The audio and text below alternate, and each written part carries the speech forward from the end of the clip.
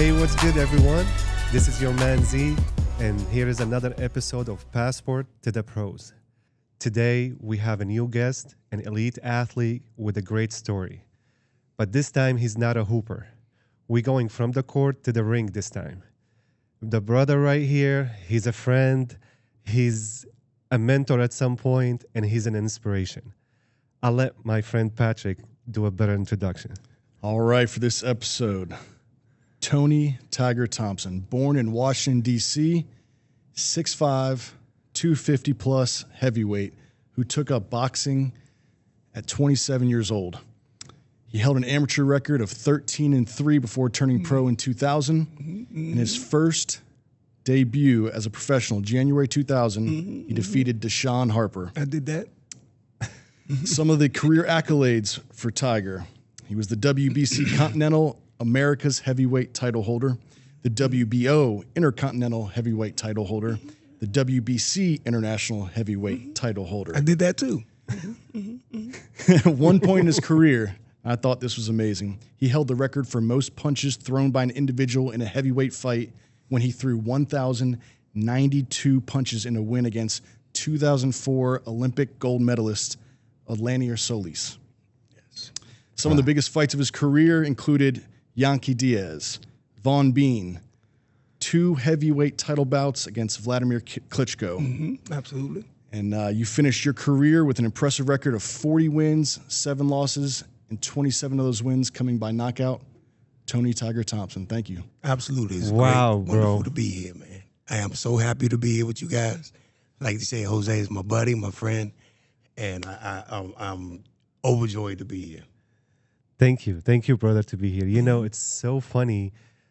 We here doing this podcast, and I want everybody to know that you were the inspiration for this podcast. So I want everybody to know that while ago, once our friendship got, better than ever, and I used to make sure on my day off to stop by Tony Tiger's house, sit down, grab some food, do what we do, and most important thing, talk about sports. He's a man of all sport. He's a boxer, but he knows basketball probably better than me. And one day, if you remember, one day you were like, we should record this. And I'm like, yeah, maybe we should. I don't know. But then years goes by, and when the idea come to the surface like this, I remember every single word you told me and how much you told me it will be fun and inspiring for a lot of people. Right. So thank you for coming here, and thank you for being my guest, brother. Man, I just want to thank you for actually putting that dream into motion, Like I told you before, I'm the king of procrastination. Retirement suits me well because I know how to retire and do nothing. So, but this is always a lifelong dream. Not a lifelong, but it's always a career-ending dream for me, especially after I finished fighting. I always wanted to get into something concerning not just sports, but life. And man, you had a lot of talks like that. And it was just so wonderful to see you take that next step, man, to turn this into fruition. Because this was all I was missing. Somebody to do all the work for me and just have me to show up, So this was wonderful. Here we are. So here we are. So I am so happy to see that you guys put this together, and I love it. Thank you. Well, just for all the viewers and listeners we have, I'll let you introduce yourself in your own words. Who you are, where you were born, what you want people to know about you. Man, the stage is yours. Well, I mean, I've never really considered myself that interesting, but Tony the Tiger Thompson, I was a professional heavyweight fighter. I was semi-successful. Started fighting at about 27, but I probably had 100 amateur fights in the streets of Southeast D.C., so they just didn't count on my record. But I had the fights. They those just aren't the didn't count. good ones. Right. Those were the untelevised fights. But I did get into fighting late, and by the time turned my attention towards fighting, I was mature enough to actually be successful. Some of the things that we talk about, having a father and a guidance around. Right. So those were some of the things that was missing from my life, but I was able to overcome, through, concentration and having a family of my own that I wanted to be successful for. So, I didn't ever think I was that interesting. Just a man trying to be a good father in the end. Man, well, I'll tell you, you have a resume speak for itself. But me knowing you as a friend and seeing you being also a great dad, I'll give it to you. You're more interesting as a person, probably. Than, you have a great personality. Thank you. Thank you. When I met you the first time, I don't know if you remember, and I always like to remind people the first time I got to meet them, it was a party at your house, as usual, where people get to eat and drink and laugh and music. And he's the man of the show, man. I'll tell you, like his voice, his sounds, his laugh is all around. So, man, you have a resume speak to itself. We want to be more specific now and take a little bit more specific questions, because I believe your stories and everything you've been through can inspire a lot of young people. Absolutely. There's a lot of people who want to take the international journey, a lot of people who want to live the dream, but sometimes they just don't know how to follow their dreams. Right. So me being one of the examples, sometimes a story for a real elite person and great athlete, you'll be like, this is what I want. So would you tell us a little bit more how boxing started to take you all around the world, and what did you learn from it? That was one of the biggest things for me because, again, I'm a winner-take-all type of person. I never got to be heavyweight champion of the world, so to me, I wasn't the winner-take-all. You feel me? But boxing has taken me around the world. I've met, people from all countries, different genres, different nations, and it's all, that was, to me, that was the biggest take from boxing. It wasn't the money. It wasn't the prize. It was just the places I was able to go. I was able to visit. I was able to make an impact at the places I was able to make, to stop. And, just to be a man at those places for a while. I think that was the biggest thing for boxing for me, man. Right. Well, that's going to take me automatically to my next question.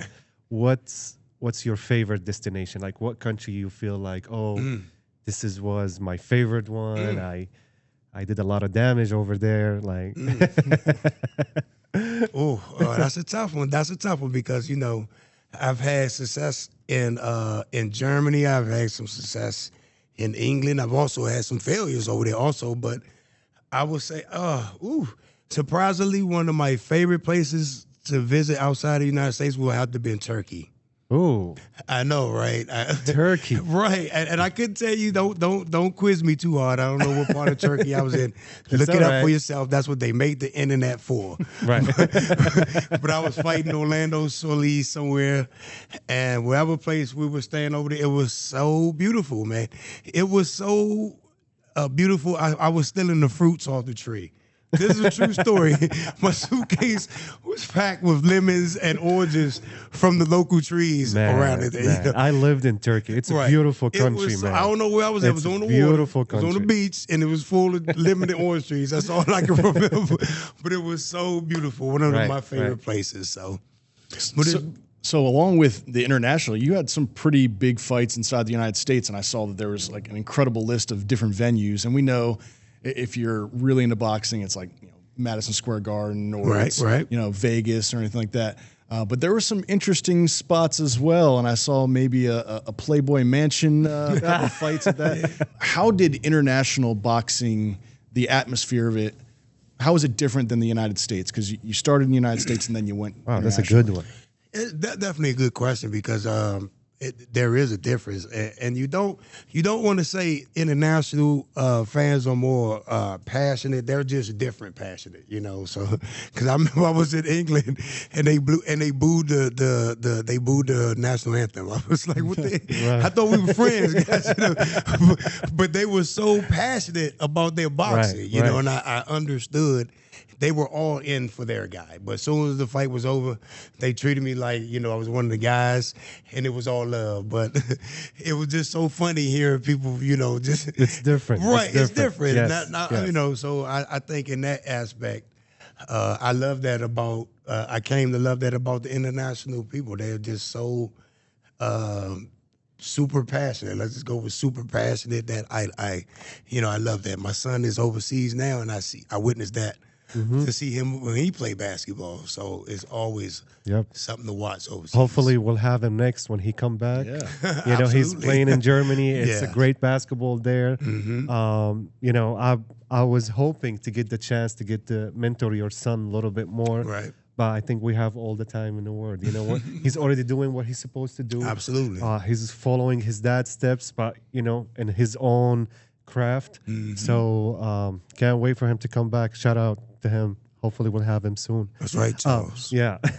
You know, with that being said, I kind of want to change things a little bit and try to use your expertise in boxing and try to see how to match it up with basketball a little bit.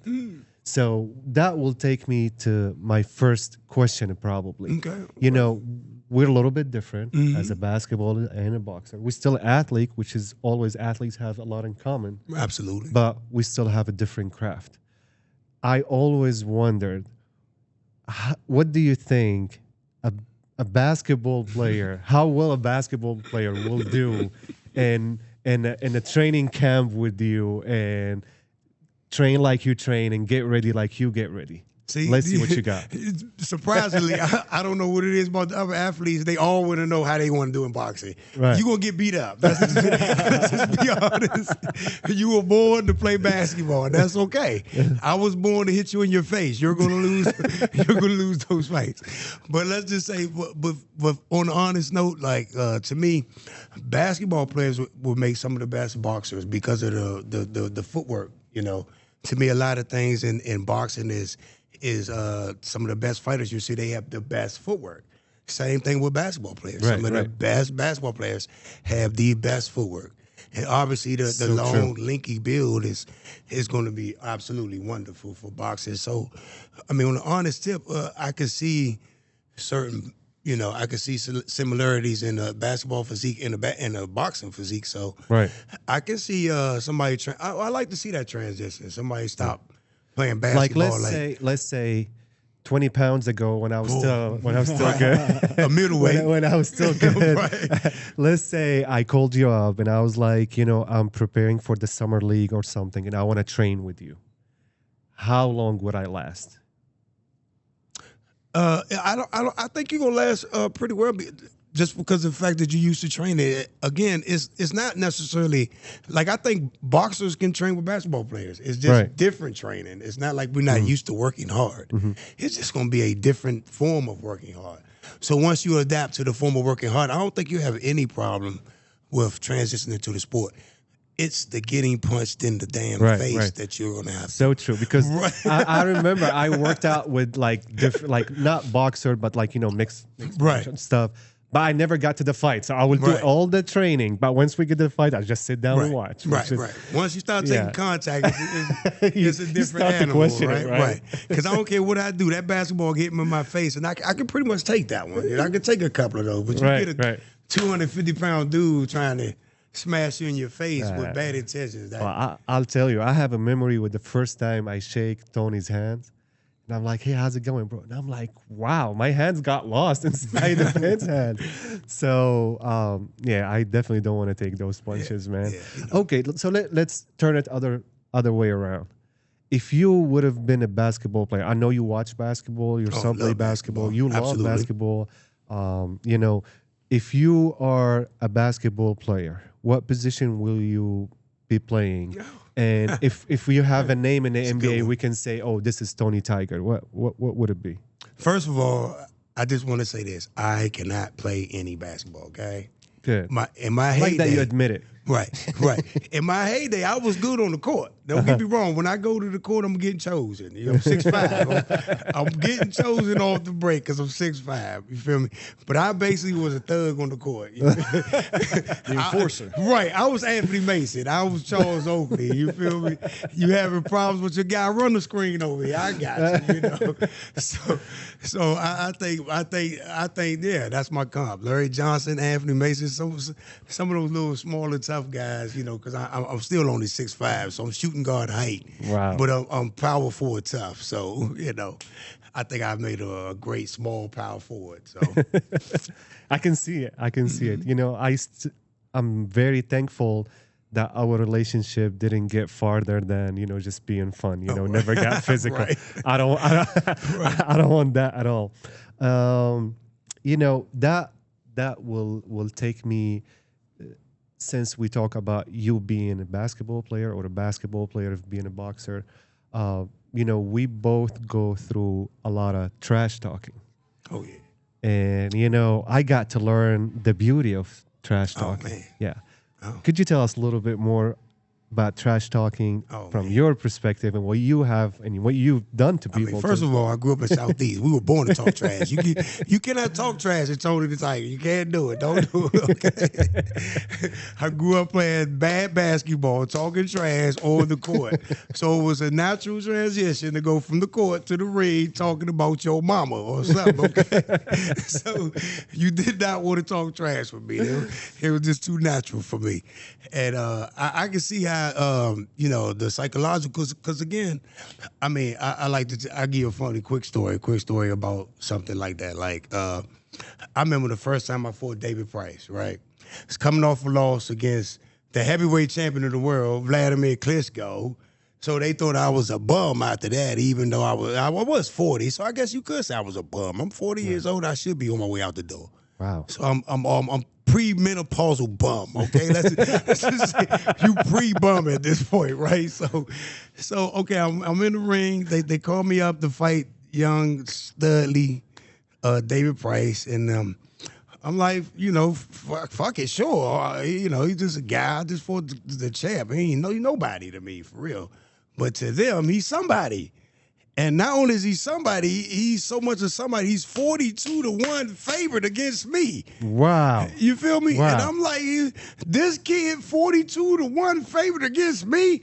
Who's doing the odds over here? I'm going ballistic, right? So I'm chilling, right? I'm just talking, I'm telling my whole team fired up. My whole team, BB Hudson, my man, I used to and silver medalist Charles Mooney. People didn't realize he was one of my trainer a long time. Yeah, my man. Shout out Charles. He's still my man. And so we over there. They like this band was 42-1 favorite against Utah, and this eating me out. But I'm cool, because I'm a cool dude. So I ain't saying that. So I'm like, all right. So anyway, fast forward, because this could get long-winded. I can get long-winded with this fight because it's funny. Anyway, fast forward, right? I knocked the Bama out in the first, second round, right? So I'm on TV like, who made this Bama 42-1 favorite to me? I'm cussing England out, right? Like, you dumb mother, you dumb. What did you do? What are you thinking? I said, yes, I lost to the heavyweight champion of the world, but this dude ain't on my level. I was real honest, right? So, okay. Fast forward to the second fight, right? He's over there telling people I got lucky. Wow. He said, oh, he got lucky. He got lucky. Okay. And I'm like, oh, he could have trash talk now. Okay. Like, oh, he trash. Because that, to me, that's trash talking to me. Right. I got lucky against you, mother. Okay. I said, okay, so we go to the press conference. I say, hey, David, I got lucky. What if it happened again? I said, so if I beat you again, are we good now? so it's not lucky if I do it again, right? So I just kept repeating the same thing at every press conference. And this is no lie, fellas. This is no lie. The power of the mind is incredible because Absolutely. we are phenomenal shape. Right. Anybody can tell you that. We're all in phenomenal. There's no way David Price did not get in shape to come and see you fight my ass. He was in shape. He was scared of me. So he in shape. Like, I'm scared of him. That's just, I'm scared of David Price. So I'm in shape. Right. Okay. There's no way he's not in shape. He get in the ring. All you hear is, wow. He looking over at me because he walking down playing the big payback. Me and Mooney, we two-stepping to the big payback. We're like, oh, the big payback, let's do it. We cool. I've been in this position before. I fought the champ. I stood toe-to-toe with the champ one leg. You ain't scaring me. You ain't done what I done yet. And I can hear on the other side, he worried. Yes. And all I told him the whole time, what if I knock you out again, David? Wow. In his mind, he's getting ready to get knocked out. His mind terrible, bro. It was predetermined. Yeah. Hey, and I'm going to tell you the end of the fight. Here's the end of the fight, right? I think second round. Now I got to give you the whole clue because This, I'm sorry. This is gonna get long with it, but It's but I okay. have to tell you what happened because it was so idiotic on all of England. I'm cussing all of you out, England, because I still was the underdog in the second fight. Wow. Even after winning the first Even fight? after knocking them out clearly, easily, I'm still the All right. underdog. So I say, okay. So me and my team, we gathered up in the huddle. Come on, everybody, let's huddle up because now we about to make some money off these dumb mothers. You want to keep making? All right, let's do this. What we gonna do? I say, BB, look, this is what we're gonna do. I said, because then I made my wife the manager, right? I made my wife the manager, and people say that you don't know. My wife was a tough ass. Trust me. She turned a man into a woman. It's a separate story. I won't give it to you on this one. That is a true story. I just give you to look up Frank Maloney. That's all I'm gonna give you. But anyway, my wife, my manager. I said, baby, look, you make them give me a certain amount of money when we step off the plane. She said, why? I said, because these dumb mothers made me 30-1 underdog again. I don't know who the fuck over there paying attention.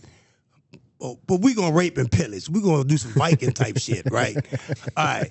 So she say, all right. Say, what you want me to do? I said, I ain't telling no amounts or whatever. I said, all right, make sure they count it out. As soon as we get off the plane, we knew we had him by the balls. Already knocked his ass out. He's supposed to be the next. So we gonna do the hell we want to him, right?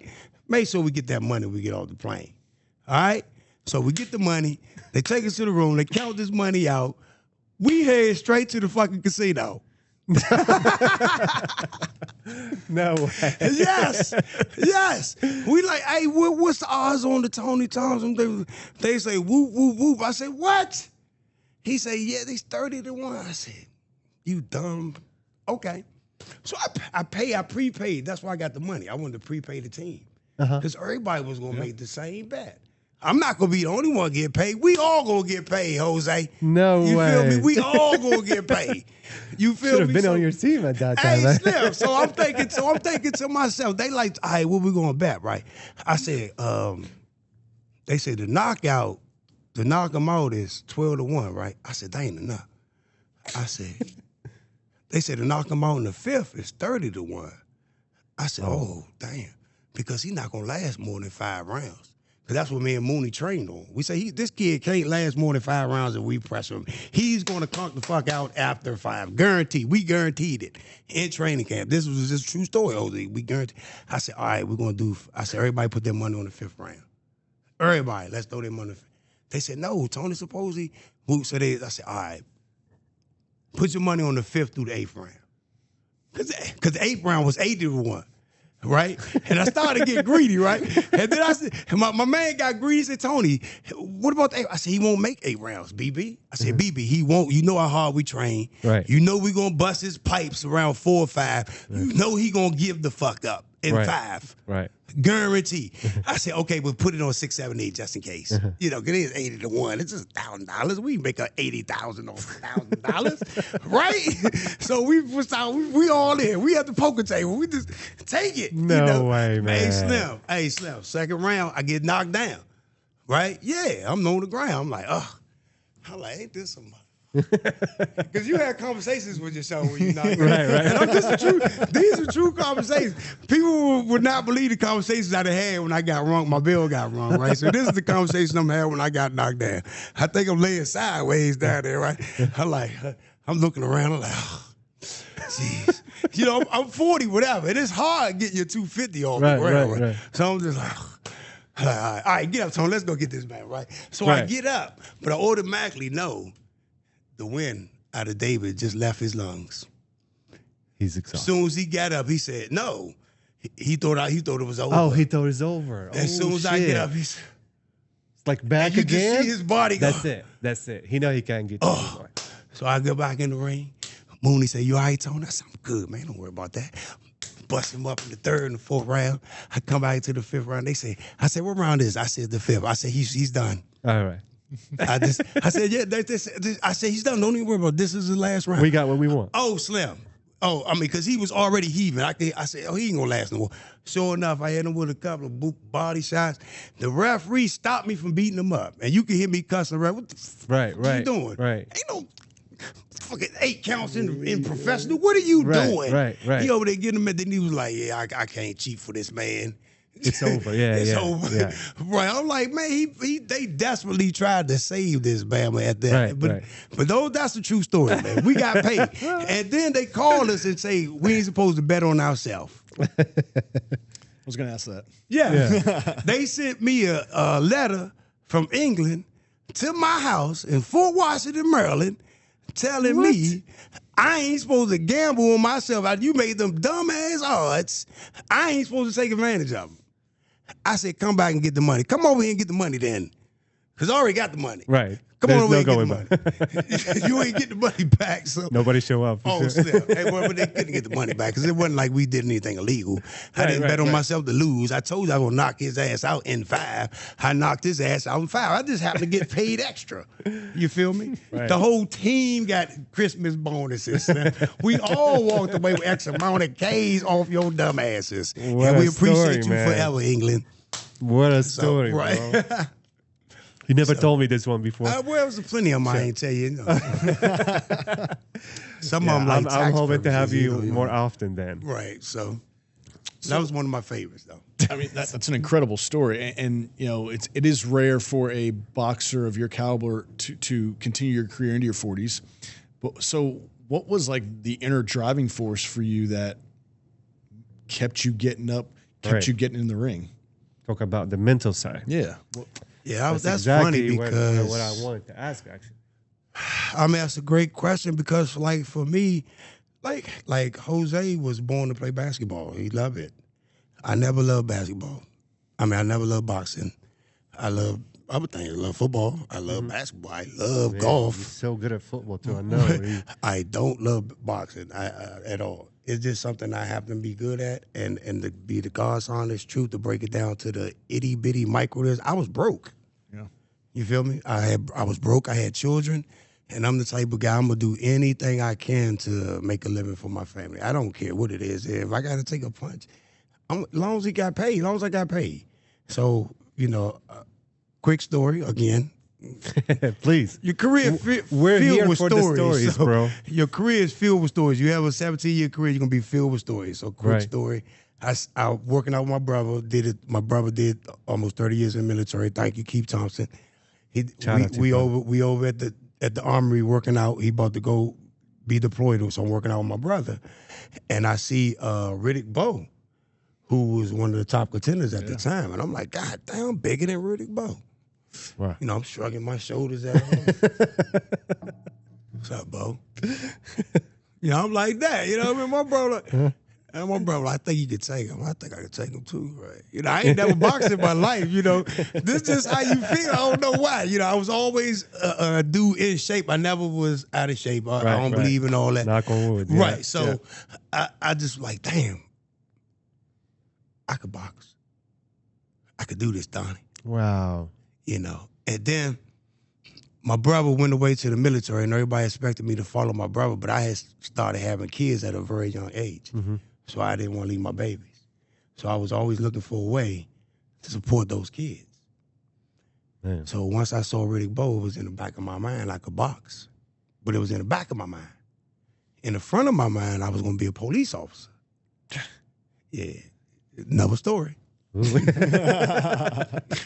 People don't know this. I grew up in D.C. I love D.C. I'm all about Washington, D.C. And the one thing I wanted to do, be a police in my hometown. Because I always thought I could police it right. I always thought the police got a bad name because they put people who don't know how to police your hometown. I figured I was going to make a perfect Washington, D.C. police.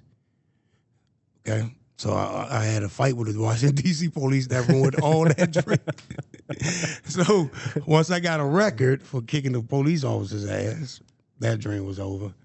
That was the motivation. We read about that on the internet too. I mean, that pretty much life, man. That was life. That was what it was. Because I was on my way to the police academy. That's another true story.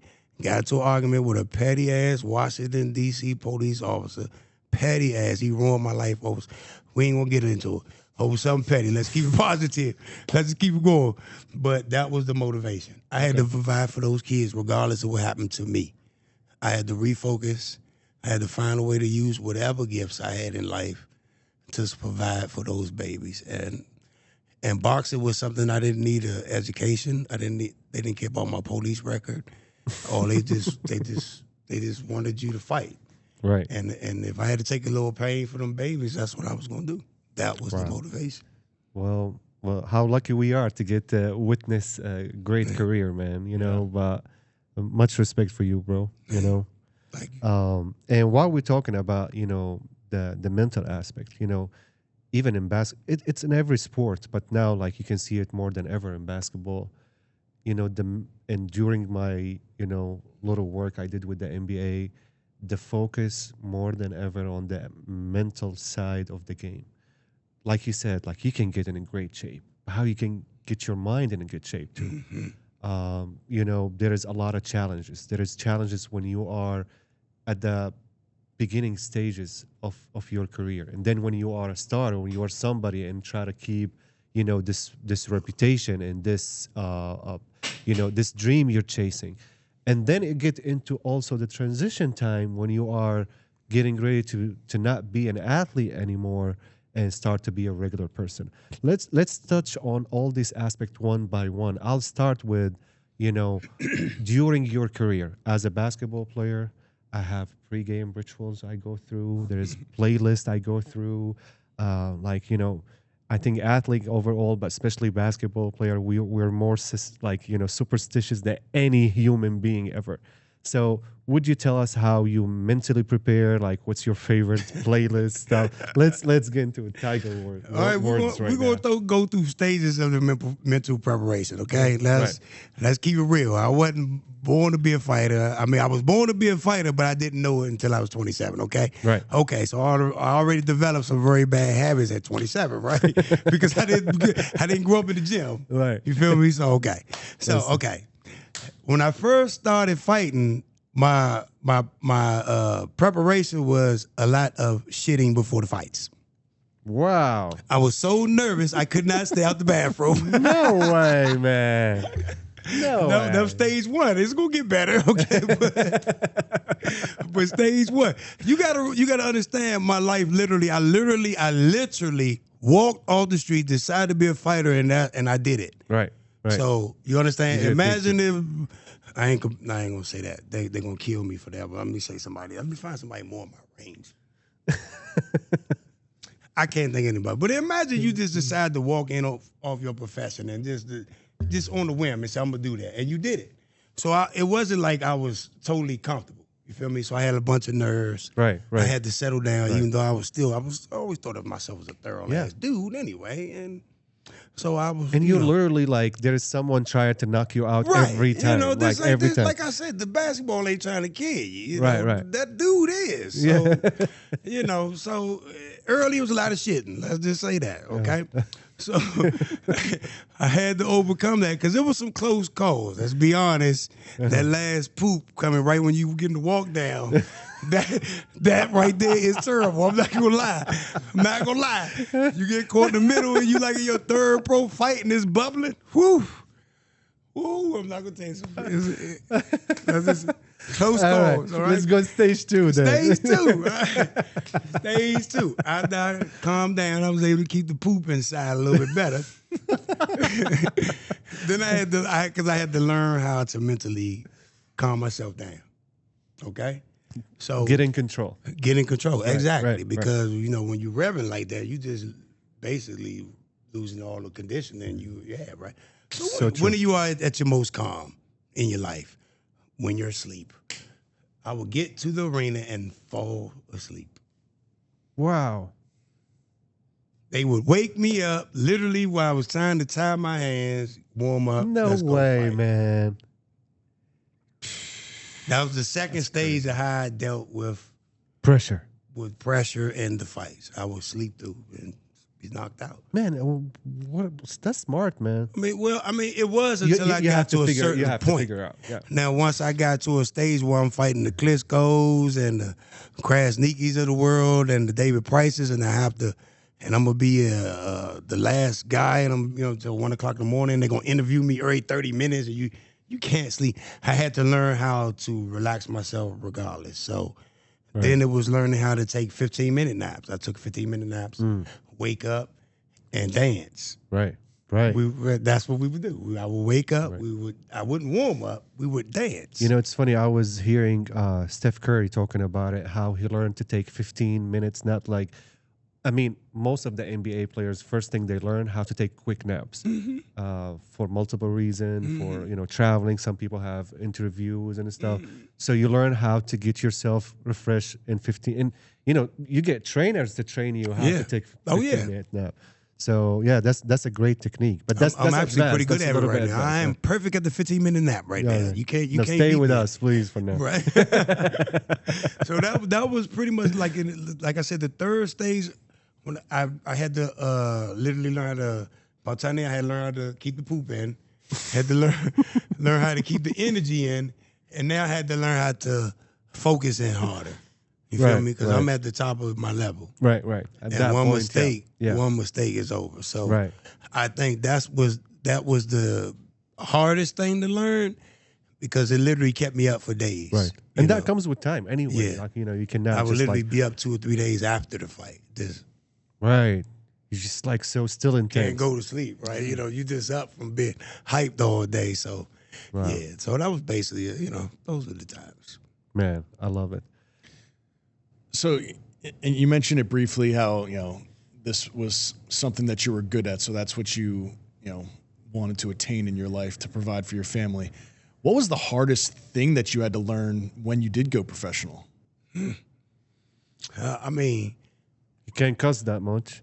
Well, I mean, even that, like, I cuss my way through boxing. Let's just get that straight right there. It ain't an interview you gonna find me not cussing, so get over that one. But I think learning to take contact, honestly, because it's not, especially when you didn't grow up in the gym. I didn't grow up in the gym dodging this. I dodge punches on the street, but it's different. You have to learn to be able to take contact and still perform. You understand what I'm saying? Quick story. I love stories, man. Fighting Von Bean, right, in Canada. Von Bean, heavyweight challenger for my man a couple of times, lost. I thought he beat Holyfield, but it's a different story. Von Bean comes out in the first round and hits me with the hardest right hand I've had since my grandmama hit me with a pan or something. I mean, just it was so hard, it was shocking. Like I literally thought he hit me with a baseball bat.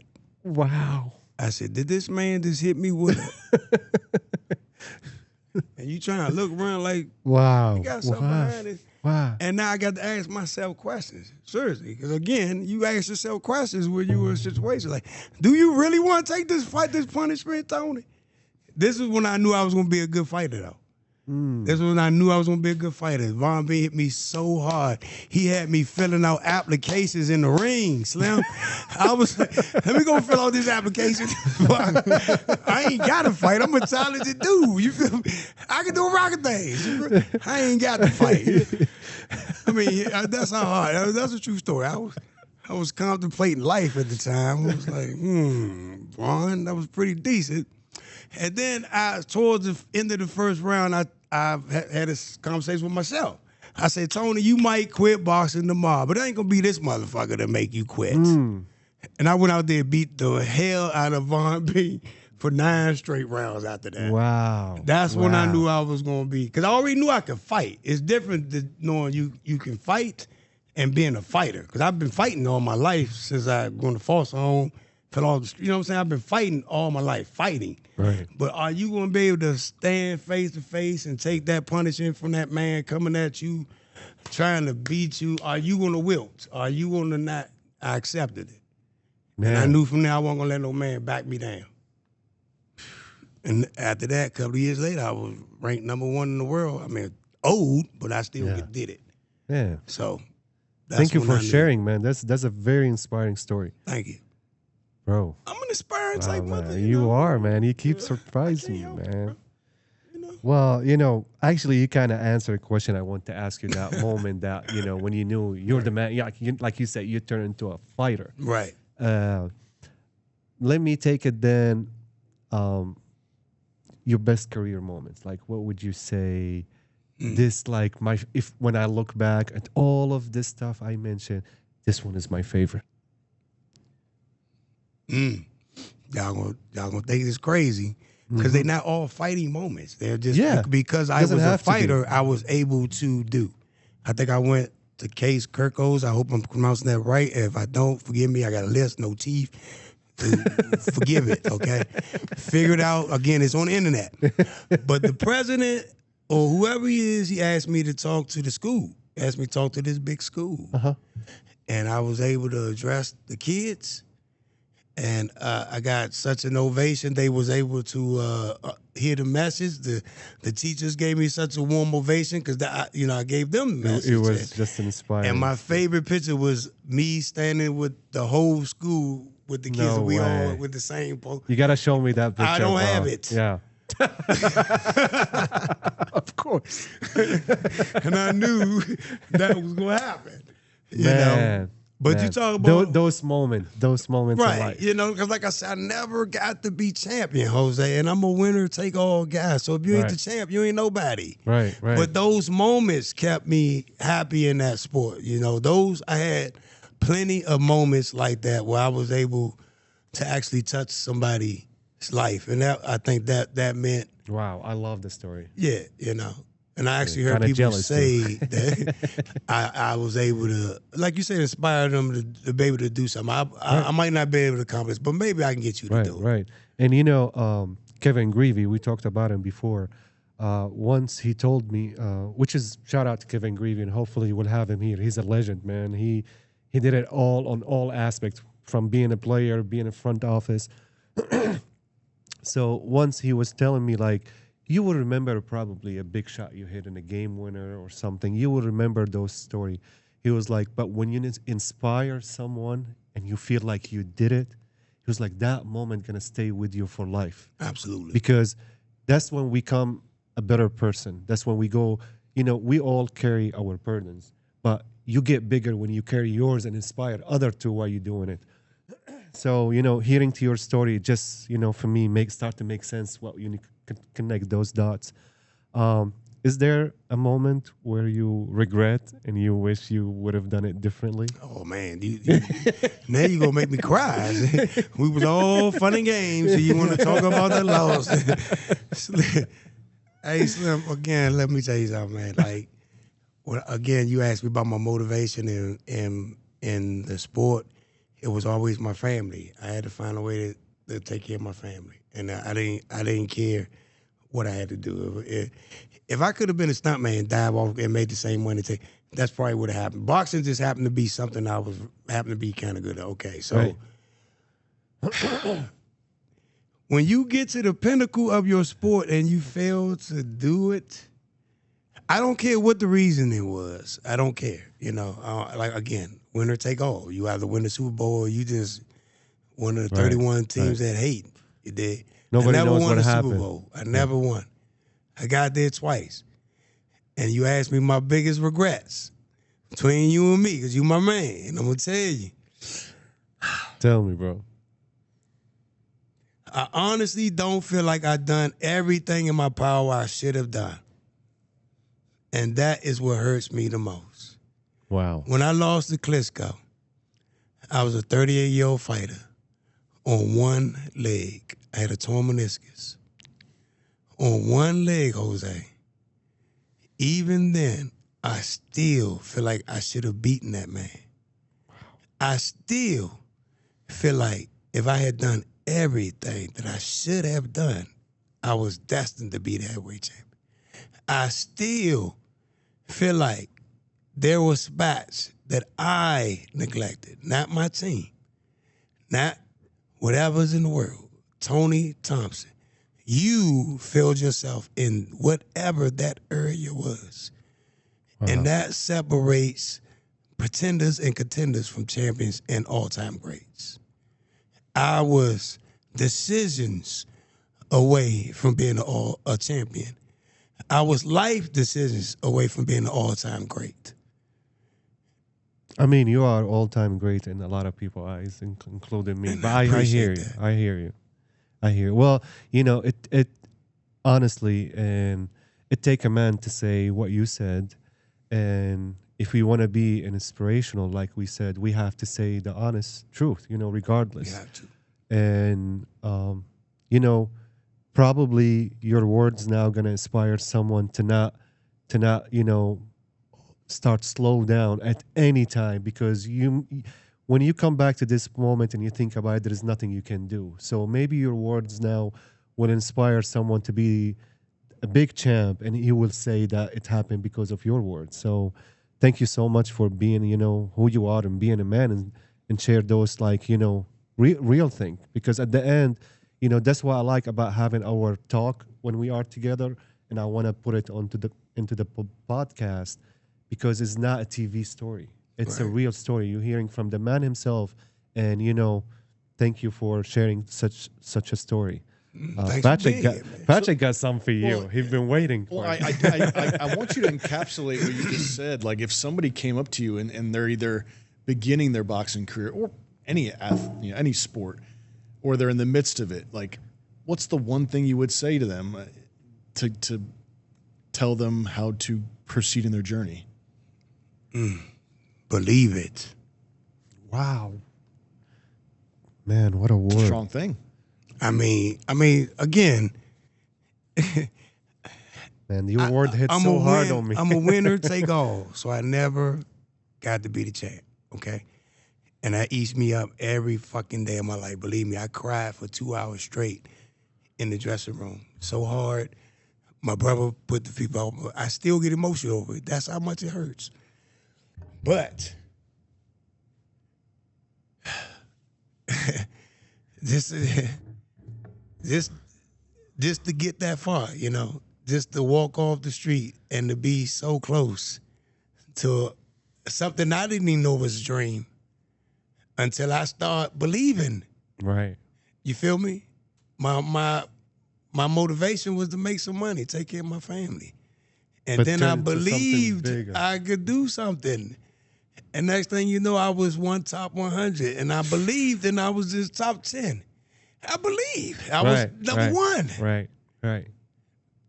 Just believe, man. Man. Don't care what nobody telling you. Man, what an advice. It hit so hard on me for multiple reasons. Like even for me at the beginning, when I want to chase my NBA dream, I didn't really believe it. I was like, I'm coming from all the way other side of the world. You see those college, like I didn't even play college here. I play overseas. Like, it's completely far. But then when I came here and life started to change, and then I start to chase my NBA dream, not only a player, a completely different route. I started to really blame myself that I didn't probably believed enough, even though I believe. But you get to at this point and this peace with yourself when you believe and you know it, and at that time you don't need no validation from nobody. You don't need nobody telling you nothing. And it's funny, once you start to have that belief, things get better. Like, I don't care. Like, I'm type of person who I might be with Derrick Rose, but I don't care about taking picture or share it. I'm here with you. That's the moment I have. But it took me a while until I believed. And I think it's a great advice for young athletes in general, not only basketball or boxer or whatever who you are. Man, have the belief. The belief is what, again, takes you far away, not only in sports, in life too. I would tell the young people, like, belief is like a superpower. You understand? Because if you don't believe anything, that's exactly what's going to happen. As soon as you make that switch over, it's incredible. And no going back. You're a different beast. Right. It's incredible what's going to happen, though, And it's just one thing, like you said, you didn't honestly believe it. You can honestly say that. Right. I didn't believe I was going to make it. Yeah. You know what I'm saying? Same with me, Jose. I didn't believe I could challenge Klitschko. You feel me? And by the time I started believing, my body gave out. It was too late. But when I did believe, I believed. For a second, I was there, I believed.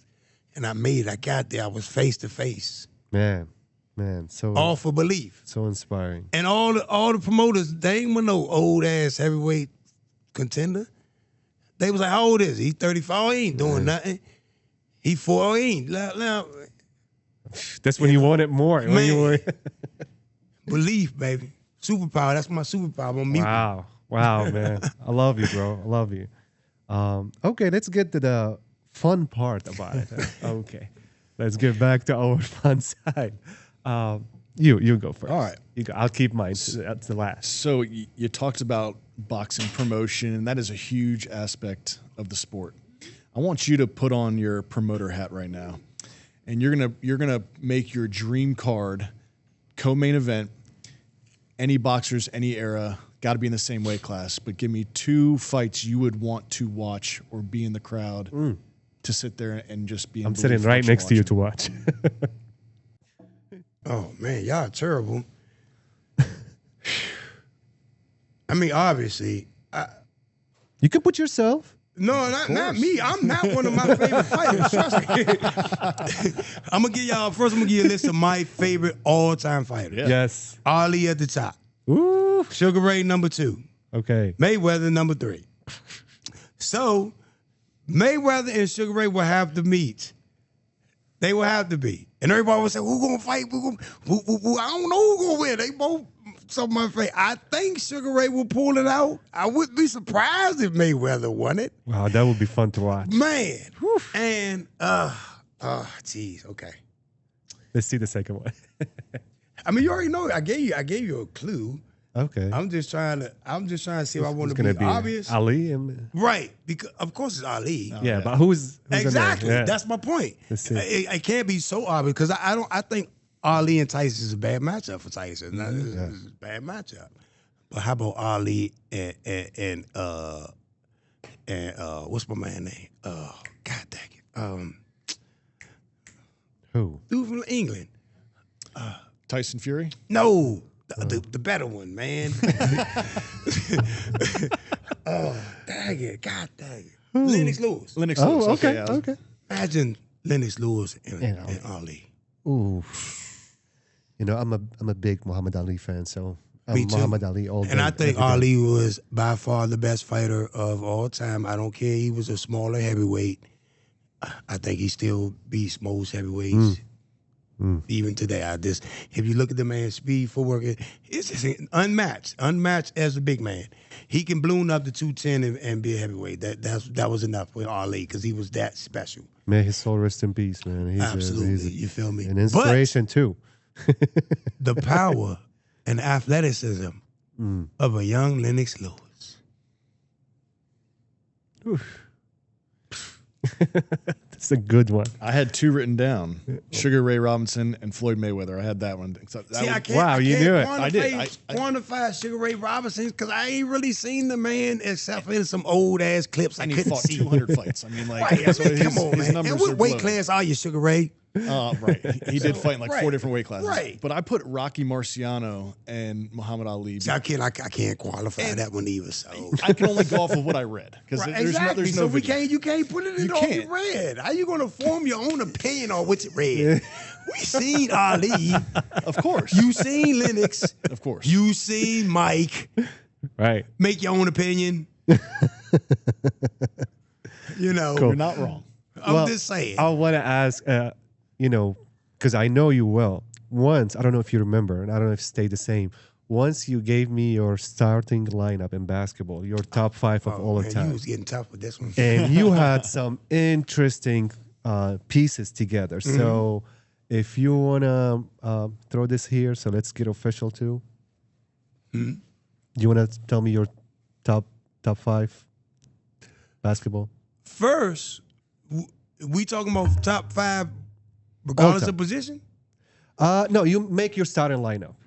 Build your starting lineup. Ooh, you killing me. I got to start in 5. I just don't want to, I don't know what we were talking about back then. That's what I'm saying. Don't You know worry what I'm saying? about back It then. might have been a different question, okay? But this question here, I got to start in 5. Yeah.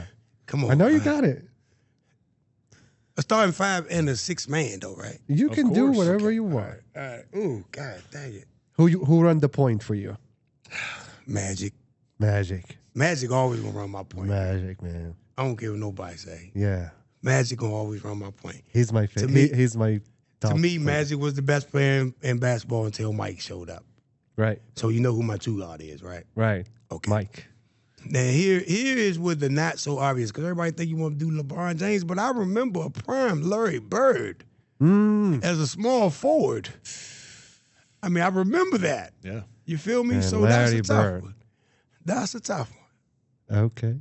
I ain't finished. I ain't definite though, because LeBron was. All right, I'm still gonna take LeBron though. I'm still gonna take LeBron. Okay. I'm hurt a little bit, but it's okay. At the 3. Take LeBron at the 3. Yeah, cool. At the 3, I think he's gonna be unstoppable at the 3, right? Yeah. Okay. All right. And LeBron's still playing like nothing, man. That's my point. I mean, come on, man.